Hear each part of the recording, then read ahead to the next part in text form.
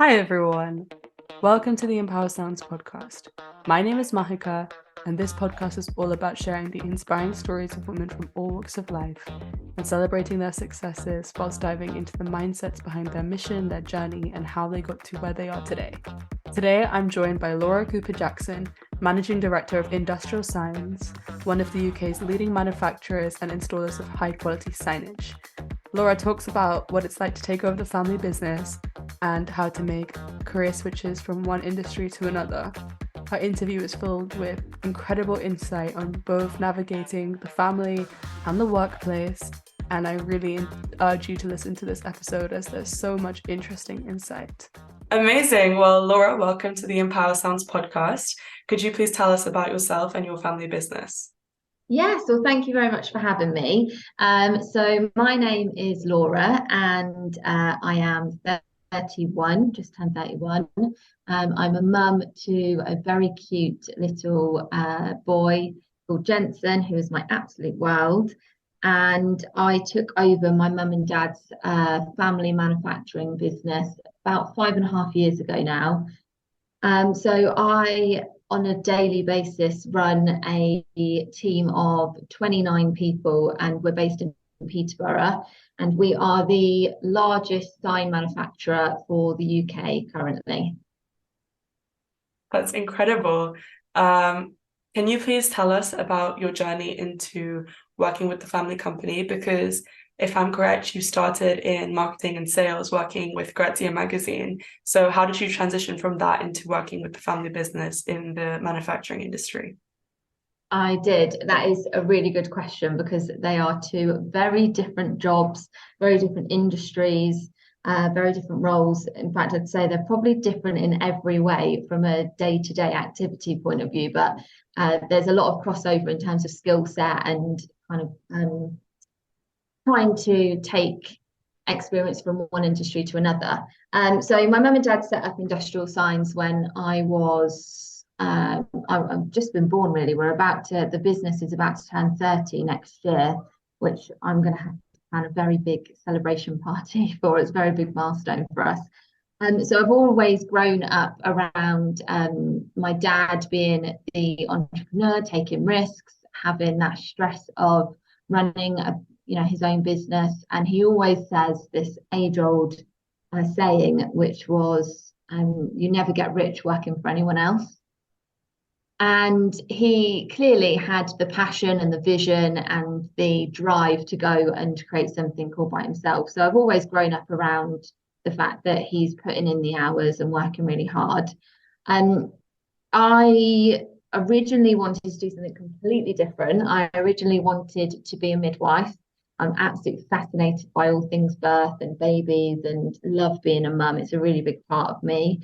And I signed up for a course when I left school to go and study midwifery. I did childcare at GCSE, achieved distinctions, and and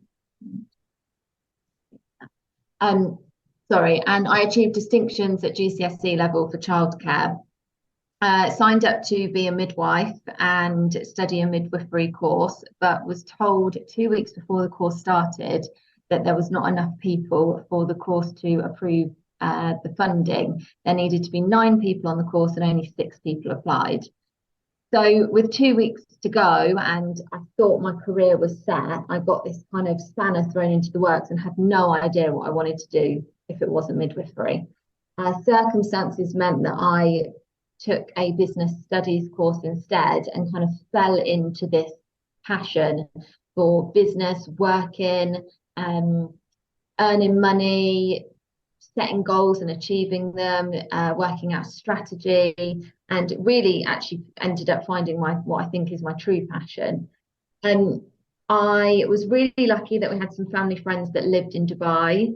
And at the age of 16, one of them asked me to go out there and do an internship for Harpers Bazaar magazine. I actually had no idea what Harpers Bazaar was at the time, which is just crazy now because it's honestly one of the biggest fashion magazines in the world alongside Vogue. So yeah, I remember going home that night and saying, Mum, Sue has asked me if I can go over to Dubai and do an internship. And she said, sorry, darling, do you mean Dublin or Dubai? And I said, no, I mean Dubai. So a couple of weeks later, I got on a flight. I was meant to be there for 3 weeks. I ended up staying 3 months. Worked for free, which is one of my biggest bits of advice for any young person that's coming into the world of work. Just get as much experience as you possibly can. And I went over there and assisted with a launch event which was called the World of Fashion, which is now known as the House of Bazaar. And basically just was on site at this amazing publishing house, working for this magazine around all of these multicultural people from all different walks of life. But the actual day-to-day role was sales and marketing. It was executing events. It was making sure that there was enough branding, there was enough people on the guest list, doing various social media pushes, sending out newsletters, e-blasts, all the way down to stuffing goodie bags, making the teas and coffees, standing on the guest list, ticking people's names off as they entered the door. And I just absolutely fell in love with the place, the people, the industry, everything that it came with. It had a bit of glitz and glamour. And I remember being kind of 16, 17 and just pinching myself thinking, oh my God, this is the life for me. This is what I want to be doing. Obviously, I was 17, so I couldn't just move to Dubai all on my own. So I came back after a few months and had a real clear mission and a clear goal of exactly what I wanted to do and how I was going to get there. So I left college early. Not something I would advise to everyone, but you have to make some decisions. And I just wasn't enjoying it. For me, I just needed to be out in the world of work. Education was just almost holding me back. I think in certain industries it can accelerate you depending on what you want to do, but in other areas it can actually pause things for you. So yeah, I came home, I got into the world of work. I worked a couple of days a week working for my mum and dad, doing their kind of sales and marketing, helping build their business. Also worked in some other little places doing the odd job here and there, but all with a mission and a goal of earning enough money to finally make the leap over to Dubai. And that's what I did. So I met my husband, who's now been my husband for 11 years. But I was kind of 17 when we got together, and he always recalls on our first date that I said to him, just to let you know, I'm not going to stay in England forever. So if this is going to be a thing between us, you need to know that we're moving to Dubai. And that's what we did. We worked really hard. We saved up a bit of money. I was really lucky. I had the help and the support financially and emotionally from my parents as well, as did he. And I got over to Dubai, and that's where my kind of journey into the sales and marketing industry began.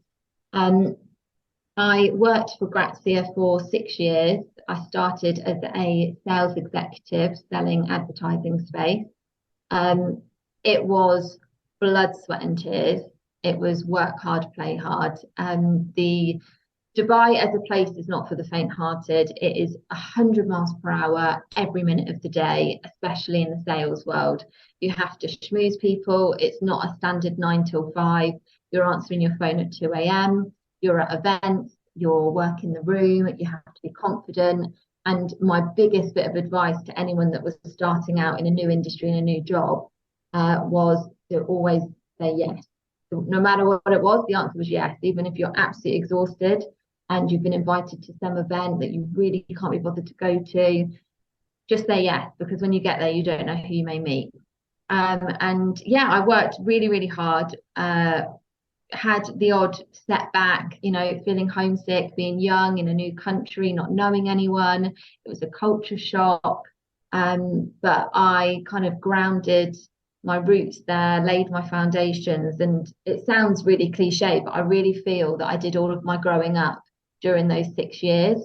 When I got to Dubai, I was a teenager, and I left a married woman with a career behind me and a good sense of understanding about different cultures and the way of the world. And I came home because my husband got offered a job in the UK and he really couldn't pass on the opportunity. Also, I was feeling really homesick. Dubai was going through a bit of a lull in terms of the industry and the economy there. So I thought it was the right time to come back. I don't have any regrets in life, but I would go back tomorrow in a heartbeat. It's such a cool city. Some of my oldest friends are still there. I'm lucky that I get to visit all the time because my sister and her children are based over there. But yeah, it kind of, the timing all worked out quite well. When I decided to come back, it was around a similar time of my dad becoming not stale in the sign world, but he'd done his part, he'd made his mark, and he was kind of ready to finally take a very well-deserved back seat. So he asked if I would be interested in coming on board and kind of flying the family flag for iSigns and taking it to the next level. And it was something I thought really long and hard about. And then I thought, why not? Why not? If you're going to go and work for anyone, why not go and do it for your family? And, you know, it was only because of my mum and dad's hard work on the business that I was ever even able to have this amazing life in Dubai, else I would never have got out there. So yeah, I made the difficult decision and said yes. And then quickly thought, oh my God, what have I done? What a journey. Before we talk about all of your amazing work with iScience, since I want to unpack a few things that you said. So you talked about always saying yes when in Dubai, and I think that's such a positive attitude to have. However, I think in today's day and age, there's a lot of conversations around boundaries and boundaries in the workplace and protecting your peace and your mental health and making sure that you don't burn out. So looking back, do you think there's ways in which you could have been hardworking and doing your best while still maintaining some sort of boundaries and making sure that your happiness and well-being is prioritized as well? Yes and no. I think that your 20s are very much for, how do I put this? Your 20s are very much for putting in the groundwork. I feel like your teens are fun. You're finding out who you are in the world. You're not really too sure. You're learning, you're in education, you're figuring out what's going on. Your 20s are for putting blood, sweat, and tears into things. And I'm never, ever, you know, that should never be at the expense of your mental health or physical health. Don't get me wrong. But equally, you have to stand out from the crowd. To get places, you have to put in the hours, you have to put in the work. And it should never be detrimental to your health. But when you're young and you're 20 and you're fit and you can keep going, you sometimes I used to just run purely on adrenaline, nothing else. The buzz of succeeding, the buzz of growing, the buzz of knowing that I was laying the foundations that were going to form my career. And I think it's easy to look back now and say, oh, okay, yeah, I hit it hard that week. You know, I did 8 meetings a day in 45-degree heat and I was in 6-inch heels, but I hit target. And I earned the commission and it was absolutely great. The buzz was incredible. And something that I always live by now is that if it costs you your health, it costs too much money. End of. And so I'm not woke in any way. I don't believe that, I think that there's so much kind of focus at the moment about burnout, but the more we talk about burnout, the more we are kind of not understanding our own boundaries. You need to know where to push. You need to know when to stop, but you need to know when to say yes, because it's going to accelerate you in your career. So yeah, there were definitely times I look back now and I'm like, oh my goodness, I had some months where I couldn't afford to pay my air conditioning bill. But if a client invited me out for a drink, I'd say yes and find the money, because I knew that client in turn next month might be paying my air conditioning bill in some way in the form of commission. That's really inspiring, and super powerful. Also, I wanted to unpack when you talk about standing out, this links perfectly to leaving school early and facing, because that's not a conventional path. And I think accepting that education isn't the only route is something that's only starting to become normalized. So did you face resistance from your peers, from your community, from your family? And how did you navigate that? And how did you stay true to what you wanted and move to Dubai and not do what everyone else is doing and go to finish college and go to uni and just follow the path? I think the biggest thing for me is that I don't really measure myself using anybody else's ruler. Again, another cheesy cliche line, but it's true. I've kind of got tunnel vision. I don't really, I don't care about the norms. I don't care about what other people are doing, because what other people are doing, it suits them. And if that's the conventional route or the unconventional route that they want to take, providing they're happy, I'll support them. I'll be part of their tribe. I will, lift them up when they need to, be reassured about what they're doing. But for me, I honestly, even now in life, I never compare myself or my situation to other people's. I was just purely focused on how could I get that mission completed of being in Dubai, being in a warm country where I wake up every day and the sun is shining.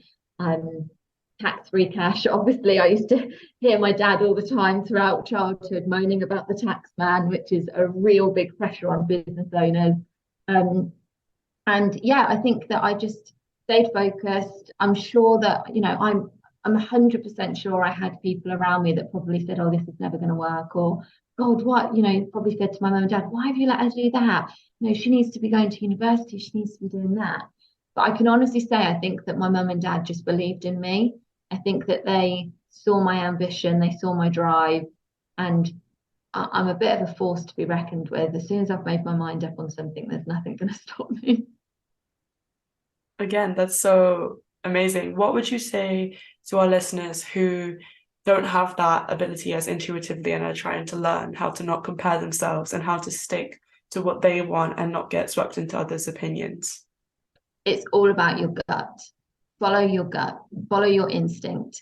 We're all born with this kind of thing at the pit of our belly that tells us if a situation feels a bit wrong or if it feels really, really right.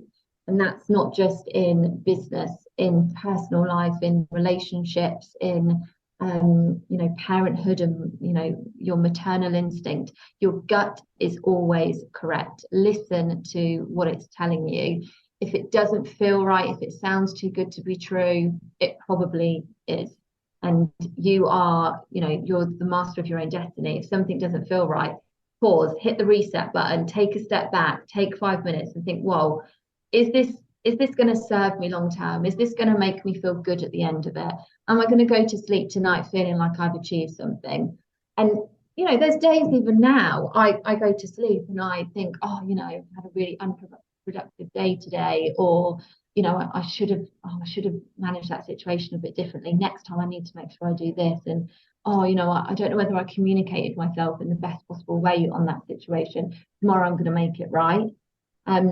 So yeah, I think that you just have to believe in yourself a little bit more, because if you don't, then nobody else will. You give off that energy that you know what you're doing, or that something feels right, or that something's enjoyable, and providing it's making you happy, follow it, go with it. That's really useful advice, and I think that's something I definitely want to implement in my life, and I'm sure our listeners will feel the same. Now I think let's move on to all of your amazing work with eye science. So entering a new industry, there's a lot to learn. How did you, first of all, learn all about the manufacturing industry, and how do you stay curious now to learn about the continuing developments?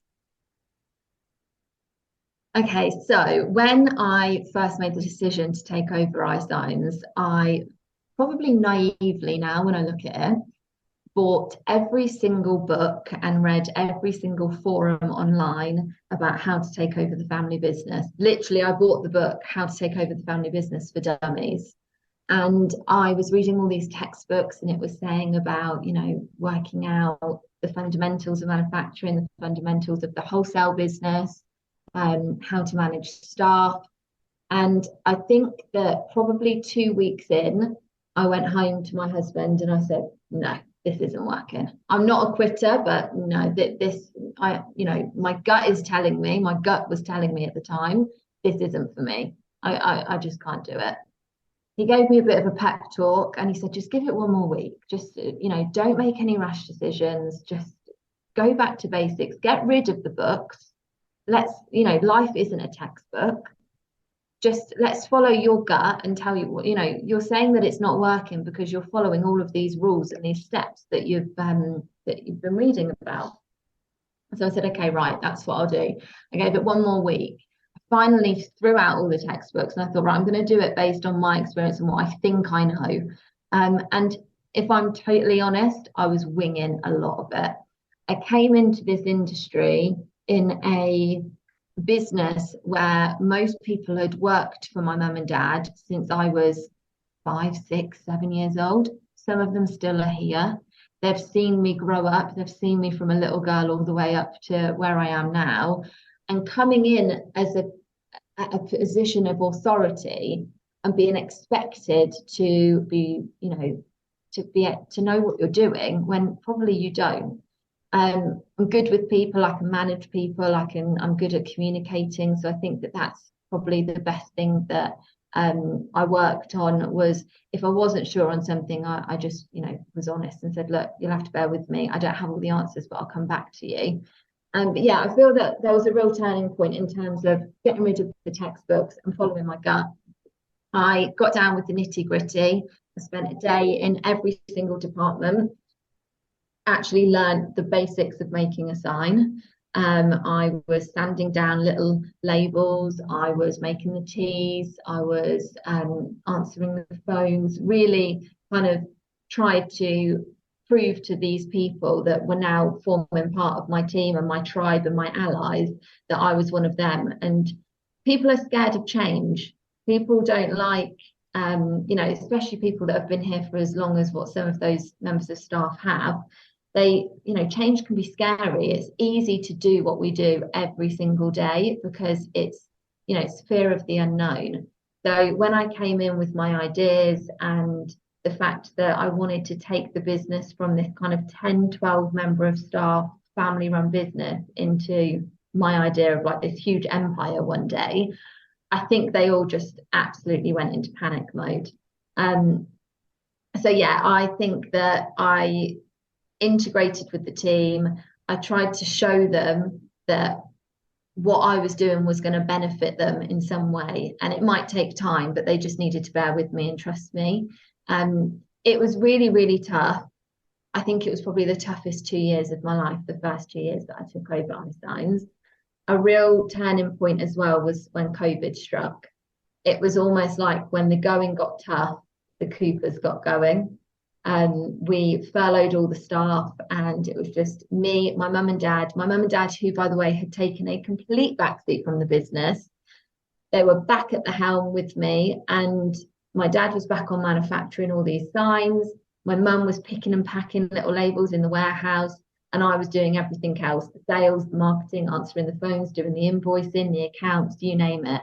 And it was really scary because it went from having about 60 to 80 orders a day to overnight, we had one order. It was like somebody had switched off a tap.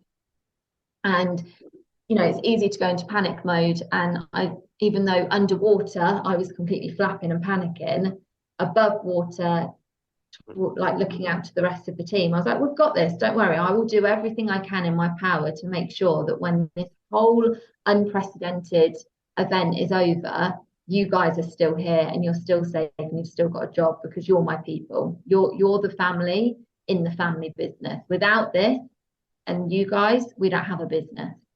I was working, I think I put a diver on my mobile phone. So I was on the moment that the phone lines got switched on, if I needed a wee, I would have to take my phone with me because there was nobody else in the office to answer. So it went from having kind of one order a day to social distancing coming into fruition, and all of a sudden the whole world needed 2-meter distance signs. So I was like, right, okay, we need to make sure we win some big contracts here and we provide these people with what they need to be safe. So I won a big NHS contract with our local NHS. I won a contract via an electrical wholesaler for Heathrow Airport.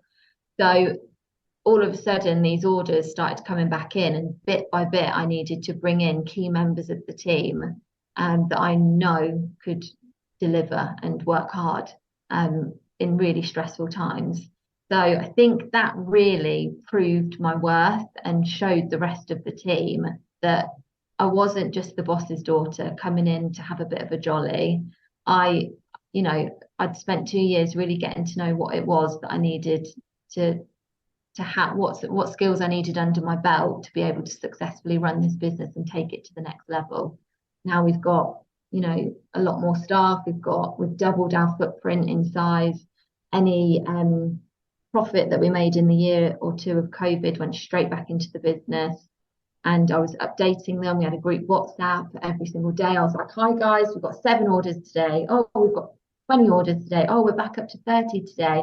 And really kind of communicated with them, and we would send them funny videos of me, mum and dad, we were in a little bubble. And yeah, I think that they saw the human element of me there and the professional element, that I was going to do everything I can to make sure that they were well protected and well looked after when they came back. That's, again, so incredible that you were able to navigate that with so much strength and confidence for your team. How did you, because you said that you always told everyone in your team not to worry and that everything would be fine, but how did you keep yourself calm and composed? Because COVID was an incredibly unpredictable and scary time. Like, we had no idea what was happening.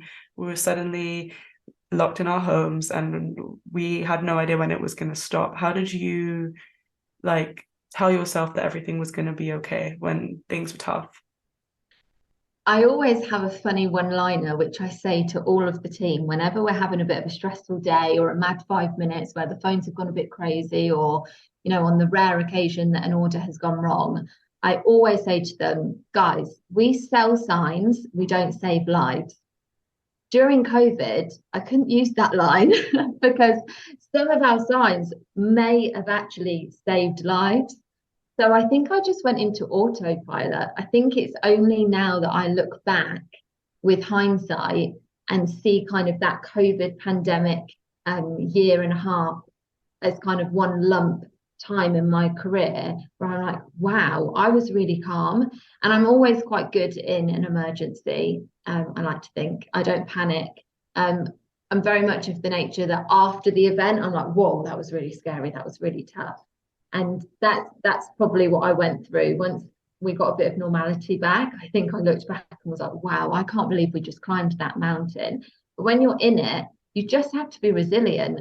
You have to tell yourself everything's going to be okay, because you can't go into panic mode. Because if I did, the whole company would have fallen apart. I was really lucky as well. I don't do this all on my own. I probably speak to my dad about 20 times a day still and say, Dad, can you help me with this? Or Mum, how did you used to do that? And there's still, I think, a really good bit of advice that I would give as well is to always be humble. You don't know everything, because nobody knows everything. We don't know what's around the corner. I've still got so much to learn. I know a lot and I enjoy my job. So if you're passionate about something, you enjoy it more. And I just thought, I've worked too hard over the last couple of years to let some pandemic affect us. We're going to get through this because we don't have a choice. Because as much as I needed to keep a roof over everybody else's heads, I also needed to keep a roof over mine. So yeah, I think that it was tough, but you just have to plod on and get through it. We really don't have a choice sometimes. For sure. And you talk about being with your mum and dad, both in close proximity during the pandemic, packaging and working together, and calling your dad 20 times a day. How do you navigate separating your family relationships and your family social time and your personal side of the family with the business decisions, and make sure that everyone is happy and that, again, boundaries are appreciated? Yeah, see, I'd be lying if I said that part was easy, because that part's really tough. We're okay now that my mum and dad are pretty much out of the business, and they're, my dad not so much, but my mum is completely retired. My dad comes in sometimes if we've got problems with machinery, which comes with experience. So yeah, he's still partly in the business, but The boundaries in the early days, whilst they were here every day, was really, really tough. My husband would absolutely hate a Sunday dinner because we'd say, right, we're not going to talk about work. And then by the time that we'd dished up all of the dinner and carved the meat, we'd sit down at the table, and next thing would be in full work mode. We have had more domestics than I care to remember. We've had doors slammed, keys thrown, shouting matches, tears, tantrums on all parts. But having spoken to a few other people that have taken over the family business or work with their parents, I'm told that that's completely normal. So yes, boundaries, back to boundaries. So yeah, it would be impossible for me to say, okay, work stays at work and personal stays at personal times, just because everything's intertwined. I think that there was the odd occasion that I'd made a decision that maybe my mum or dad didn't agree with. In fact, I have a funny story. I remember we'd hired a young guy straight from school, and he'd never worked anywhere before. And he came in and kind of said, oh, I'm really eager to work. And we said, okay, we'll give you a shot. You've got no experience, but you've got to start somewhere. Anyway, he worked here for a few weeks, and it just wasn't working out. He was turning up late. He was taking extra long lunches. We'd go wandering around the building and made a few mistakes. So I made the decision. I said, oh, I'm really sorry. It's just not working out, but thank you. I wish you all the best. I just don't think that this is the role for you. And it was the first time I'd ever had to do that. So I was so nervous. And I remember I went home that night and I was, tossing and turning, had I made the right decision. I was off the next day because I had some meetings externally. And when I got back the day after, my mum had rehired him. And I walked in and I was like, oh, good morning. I was like, what are you doing here? And I thought, God, this guy didn't get the memo. I was like, I told him the other day, that's it. And he said, oh, your mum, she said I was a nice guy and to give me another chance. So she hired me back. And I remember feeling so undermined. And I thought, oh my God, I've worked really hard. That was a real momentous point for me to actually have that conversation. It was really scary. And I was quite proud of myself. I thought, does he make my business better? Does he make us any money? Is he helping towards the mission of becoming a bigger, better business, having more turnover, taking over more market share? If the answer is no, don't carry passengers. And yeah, she just went and undermined me. And she said, oh, but he's such a nice lad. And I thought, well, it was actually that moment that I thought, okay, this is why the business is the way it is. Because my mum and dad are so wonderful and they're such lovely people that they would almost befriend some of the staff, and that would create some real blurred lines and some real confused boundaries when it came to business and pleasure. We're really sociable as a business as well. So we go on loads of team nights out. We have a big summer barbecue. We do a massive Christmas party. If we've had a good month, I say, right, okay, Friday night, everybody out for drinks on us, kind of thing. And I think that it's important to do those things because the staff really enjoy it and they love it. And it's a really good time to bond both with them and as the teammates in general. But you always need to know where the boundary lies. And I think that a lot of people would describe my management style as firm but fair, providing it's fair and it helps both parties, not in a selfish way, but if I make bad decisions which affect the business badly, ultimately the only person it will affect is the staff at the end of the day.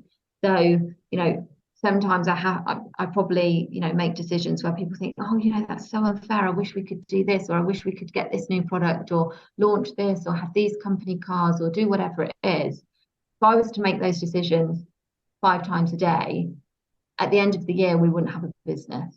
So you do have to be firm but fair. So yeah, the boundaries in the family, really tough. Probably something I'm still working out, if I'm brutally honest. But yeah, I think that there's, I probably had 1 or 2 situations where I proved that what I was doing was having a positive impact on the business, and that reassured my dad and gave him confidence that I do know what I'm doing. And then gradually over time, we just settle into these roles. And there was never a conversation about it. There was never a conversation of, oh, okay, well, Dad, I'm going to do that way from now onwards. I just kind of gradually implemented the change. And as soon as he saw it was having a positive effect, he gave me a little bit more freedom week by week by week. And now I think it's a completely different business to what I took over. We had fax machines when I first took over. We had one email address for the entire business. And I came in and I was like, Dad, are we living in the dark ages? Come on, get with the times. So yeah, I mean, change was scary even for him. But yeah, we manage it in some way. In terms of moving with the industry news, I think we're really lucky that the internet is at our fingertips, so it's easy to see what the competition are doing. I attend a lot of trade shows. I follow a lot of industry news. So I'm kind of trying to always keep a track of what is going on in the sign world, what is going on in the wholesale world. Our key part of our business, we manufacture signs, obviously, but that accounts for about 20% of our turnover. The 80% is the wholesale business. And that's something that's ever changing. It's it's interesting because I think that a lot of the people that we sell to, we used to be selling from my dad to their dad, and now it's kind of gone down a generation, and the younger generation that are taking over the family businesses are way more savvy. They're more willing to shop around. Their loyalty also isn't as old school as what the previous generation is. My dad used to do, massive nationwide deals based on a handshake. There was no contract. There was there was nothing written down that said, okay, in return for X, you will get Y. Whereas I find that the younger generation now, they are way more savvy. They're way more protective. They're way more willing to shop around and make sure that they're getting the best deal. And talking about change and family and the business, I think this is a perfect transition into talking about your role as a mother as well as a managing director. So you mentioned at the start of the episode, your son. What valuable lessons have you learned from being a mother that you've applied to your role as an MD? And can you just tell us more about your journey into motherhood and how it's influenced the business? Yeah, definitely. I think I was quite naive about how hard motherhood was in general, but also juggling motherhood and work, not necessarily as a business owner or an MD, but just in general. I remember, I've had a lot of staff over my 5.5 years that have been on maternity leave and come back, or that worked during pregnancy. And I don't think that anyone, unless you've been through it, quite understands how difficult it can be and how a lot of the emotions you feel are completely beyond your control. You have emotional days, you have hard days, you have fun days, you have days where you think, oh my God, I just need some adult conversation. You have other days where you think, oh my God, I've just left my child screaming at the front gate, I'm a bad mother. So yeah, the transition's been quite interesting. I absolutely love being a mum, and I count myself lucky in some ways, but unlucky in others when it comes to being a working mum. I remember a lot of people said to me when I had my son, oh, how lucky that you're self-employed, so you can pick and choose your work days and you can pick and choose your maternity leave. And that is amazing. Flexibility is key. And I'm really, really lucky that, I don't have anyone to answer to if I'm going to be 10 minutes late in the morning because I've had a bit of a tricky drop off. But equally, I would love nothing more to have been able to switch on and out of office when I hit 37 weeks pregnant and take 9 months or a year off. I had a cesarean and I was back in the office when my son was 11 days old. Not by any means back full time, but I was dipping in and out, and I was sat doing the wages, I was doing the banking, I was paying bills, I was sorting staffing issues out. I was actually in labour and one of my staff rang in sick with a cold. And I wanted to be like, I'm about to have a contraction. I don't care about your cold. So there are perks to being self-employed, but there are also some cons that are, being a business owner is not a 9 till 5. Every minute of every day, somebody needs something from you, and you have to be a good support. So yeah, I do envy some mums that have the luxury of switching off, because that's what you need. Your brain requires a minimum of 9 months to try and get your head around what the hell has happened to you. You've had this little human that's come in, and everybody says your life's going to change, and you think, yeah, it'll change. Yeah, not for me. I'll carry on as normal. This baby's going to work around my routine. But it does change you in every single way, but mainly for the better. Sleep deprivation is quite literally a form of torture, as I learned. So that was really tough.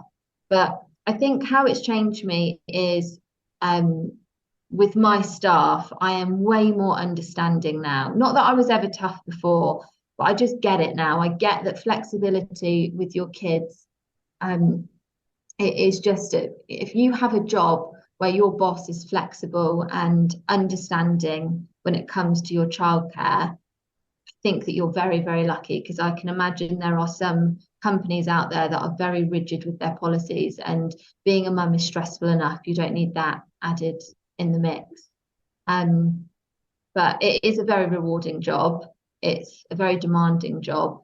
But you do get a lot out of it, and you see like this your own mini human, and you think, oh my God, I made that. Women are bloody amazing. I remember the first kind of 2 weeks that I had Jensen, and you take them out in their buggy and you're kind of walking around as if to say, this is my baby, look what I made. And I remember I just wanted to go over to every other mum and be like, you're amazing, you did this too. Oh my God, it's so hard, isn't it? But well done, you did it. I wanted to like fist pump all of the mums down the street. I mean, also I'm all about supporting women in the workplace. So a lot of people that work at iSigns are women. There's actually 3 women that work in our office whose children all go to the same school, which means parents' evening is all on the same day. Christmas plays and nativity plays on the same day. Sports day on the same day. And it may be a very bad business decision for me to allow all 3 people to leave at the same time. And before I was a mum, I probably would think, oh, well, that's going to leave us short-staffed. I'm going to have to say no to 1 or 2 of them. Now I think, do you know what? If I have to answer every single phone by myself and say, we're short-staffed today, I promise I'll get everything back to you by 10 o'clock tonight. If I have to do that to make sure that those 3 mums are all there cheering their kids on sports day, I will do it, because that will mean more to them than what any amount of money or bonuses or flexibility will. I just think that that's so important in every workplace for every woman. I just needed a minute to that's so empowering. You really truly are such an inspirational person, and it's so clear how much you care for your team, and how your family business is not just a business, but it's genuinely your family. And that's so empowering and incredible. Just to wrap up, I want to know, what is the legacy that you hope to leave behind on the family business and just in life? And what are you most grateful for? That's a really good question. I think in the early days of taking over iSigns, I was always described as Laura, the boss's daughter, or Laura Collins' daughter. I think I would like to be just known as Laura. And that's not to say that I'm not the proudest daughter in the world, that, my dad has built this amazing company, and he has taught me, almost everything I know. But I would love for my legacy to be known as the era that iSigns went to the next level. It went from that small family run business into this kind of, multi-million turnover, amazing nationwide market leader sign manufacturer. it wasn't what I thought it was gonna, well, it wasn't what I thought I was gonna do for my whole life. I didn't think I was gonna take this route, and it might not be forever. We don't know what's around the corner. But I would like people to look back and be like, oh, when Laura came on board, she turned that around. She grew that. She took that to the next level. She really made it what it is today. And yeah, I mean, I look back at when I was galloping around Dubai and working for Grazia magazine, and going to all of these amazing events and getting these handful of Charlotte Tilbury makeup palettes dropped off at my desk for free every single day. It's great, it was rewarding, but iSigns really is my family, and every single person that works here are an extension of the Cooper family. They're an extension of me. We have the same sense of humor. We've formed part of this amazing team and this kind of almost like a cult. Once you're in, you're in. Like I really protect my staff. Without them, I wouldn't have a business. So you have to look after them. I'm really grateful for my dad, my mum and my dad. I'm grateful that they brought me up to have the drive and the ambition and the confidence to go after what you want in life. And it's bittersweet because it fills me with dread, because I think, oh my God, how am I going to know and make sure that I do exactly the same for my son? When you've had such a good childhood and such a good upbringing, how do you guarantee that you protect and love and give all of those same skills to your children? And it's quite scary if you think too much about it. So just wing it and hope for the best. I think a lot of parenting is that. But yeah, I mean, I think it's important to say as well, a lot of people might think that it's easy for me because I got handed a ready-made business on a plate. And to an extent, I did. I don't have a rags to riches story. It wasn't like I came from nothing and I built this empire from scratch single-handedly on my own. But I do put blood, sweat, and tears into everything I do. I give every single task 100%. And I am actually really proud of what we've achieved. And a lot of it was ready-made already, but I hope one day I can take it to the next level, and that will be my legacy. That's incredible. Thank you so, so, so much for being on the podcast. This was an incredible episode and I loved it. And I think there were so many key takeaways that the listeners and me have really benefited from. So thank you so much for your time. Thank you for listening to this episode of the Empower Sounds podcast. Stay tuned every Monday for your weekly dose of inspiration and entertainment.